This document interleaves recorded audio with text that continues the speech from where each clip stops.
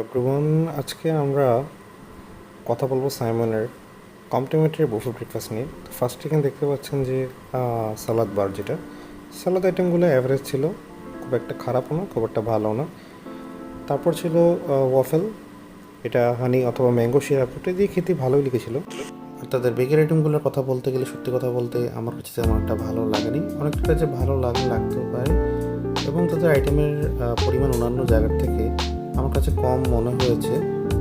At least আরও কয়েকটা item তাদের রাখা উচিত ছিল, যদি আমি অন্যান্য কক্সবাজারের হোটেলগুলোর সাথে কম্পেয়ার করি। আর জুসের আইটেমগুলোর মধ্যে ছিল পেঁপের জুস আর ব্যানানা মিল্কশেক, যা নিয়ে আমি বলবো যে আমার কিছু না বলাটাই ভালো। আমার কাছে মনে হচ্ছে তারা এমনভাবে দিয়েছে যাতে মানুষ খুব একটা বেশি নিতে না পারে। অ্যাটলিস্ট আশেপাশের মানুষ যারা ছিল তাদেরকে দেখে আমার তাই মনে হয়েছে।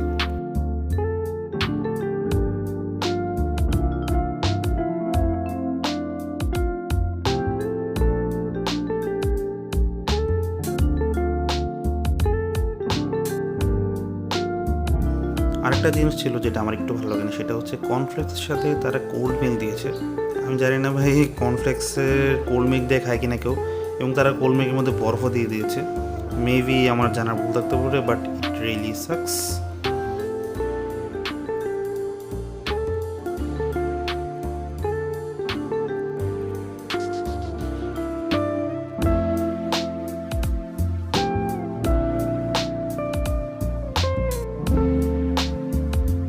আর তাদের শ্রীলঙ্কার ফুড কর্নার কথা বলতে গেলে আমি বলবো যে ভাই, যদি কারো শ্রীলঙ্কান ফুড ভালো লাগে তাহলে আপনি ট্রাই করতে পারেন।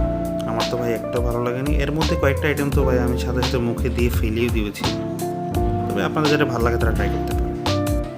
তবে তাদের যে ট্রেডিশনাল ব্রেকফাস্ট আইটেম যেটা আমরা বাঙালিরা পছন্দ করি, তার মধ্যে chicken tehari, luchi, chicken curry and Mexican পটেটোটা আমার কাছে ভালোই লেগেছে। এছাড়া তাদের প্যানকেকটাও ভালো লেগেছে। অ্যাটলিস্ট শ্রীলঙ্কান ফুড কর্নার অথবা তাদের বেকারি আইটেম অথবা তাদের জুস থেকে তো অবশ্যই বেটার।